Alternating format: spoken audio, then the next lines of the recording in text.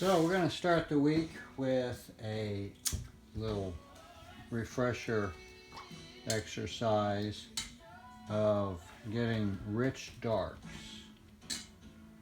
and just wanted to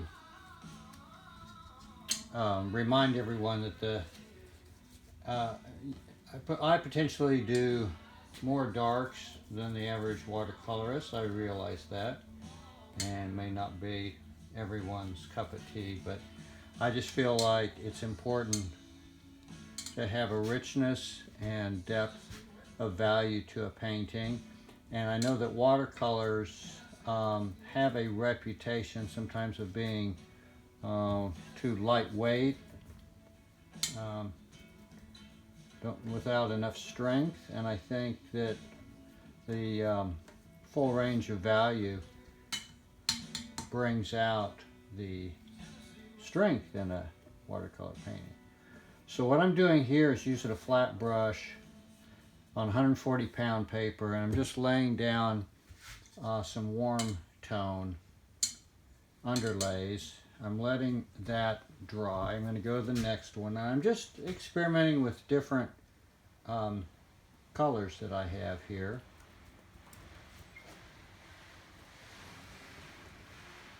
And we'll see how it develops as we lay in darks on it.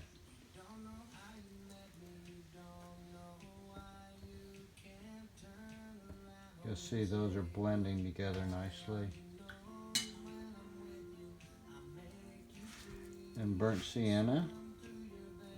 This is actually that red oxide by Daniel Smith.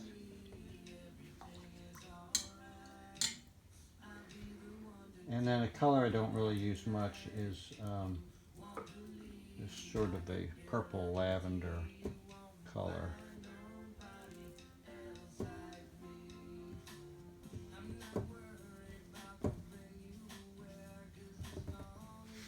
So I'll come back in a minute and film again, laying in the second layer of dark.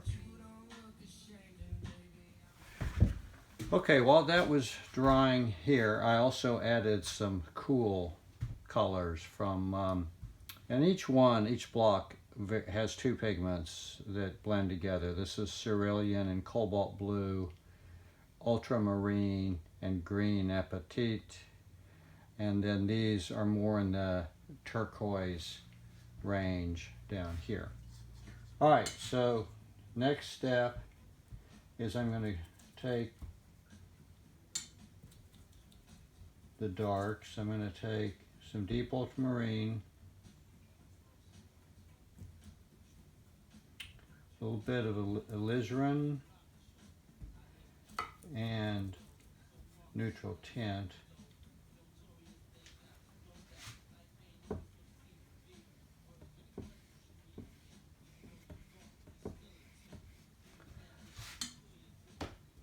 I'm going to finish with a stroke of more neutral tint right here. Let's try that, transitioning to this pyrrole orange.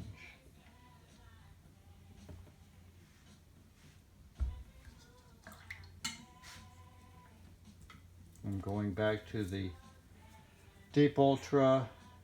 This time I'm going to take some of the red oxide. It's still more blue than brown, and I'm going to add in a little bit of neutral tint.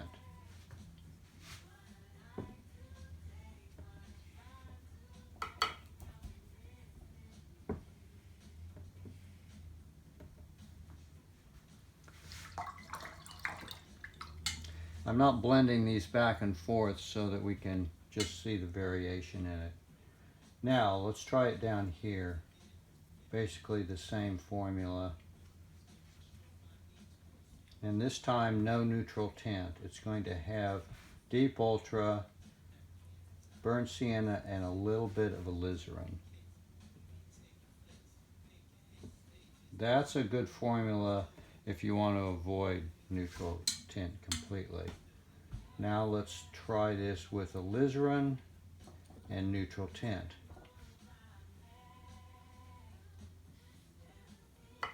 more neutral tint.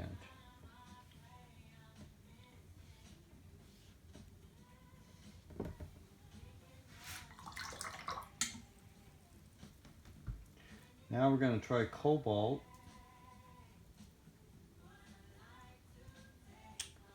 And alizarin, which gives kind of a purple color and a little bit of neutral tint.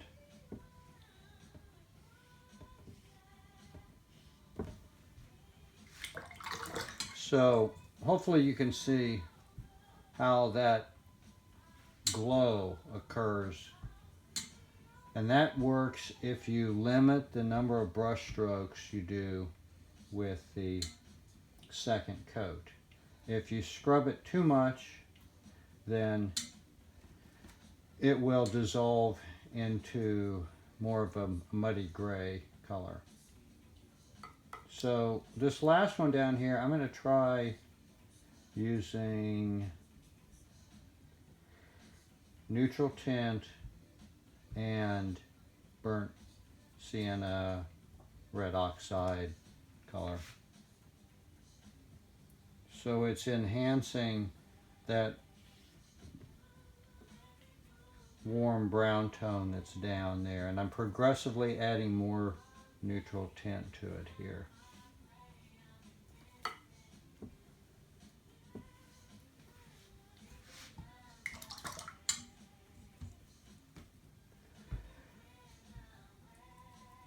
This last one I'm going with some more deep ultramarine and alizarin, no neutral tint.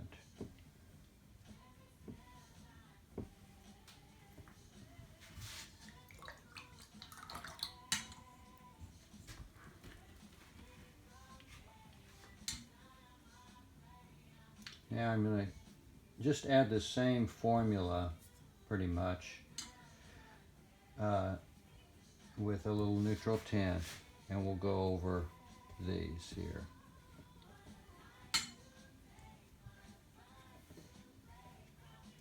I'm going to leave a little space so you can see that other color coming through.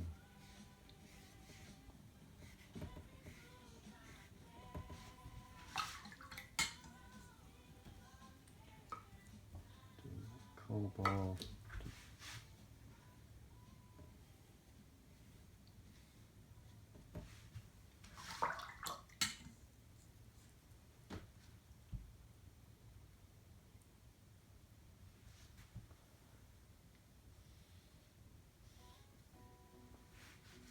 I'll overlap this so you can see what that second color was.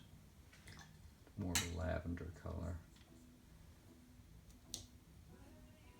Now on the deep ultra, let's say we want to go with a darker dark. So I'm going to do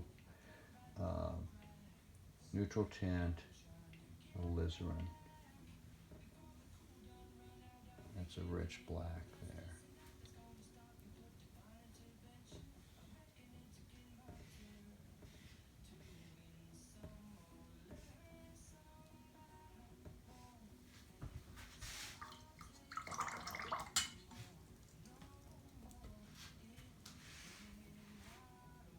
Last block.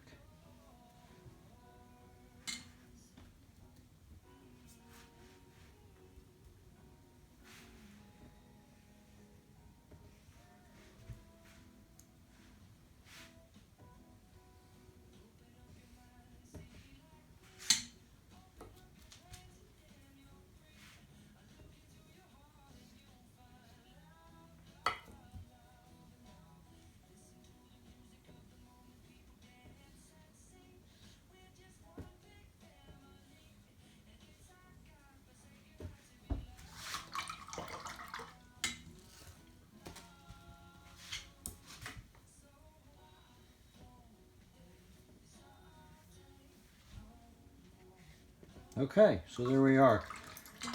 Look at the variety of medium to dark tones that you can get by controlling what the undercoat is and finishing with a top coat that's relatively consistent throughout.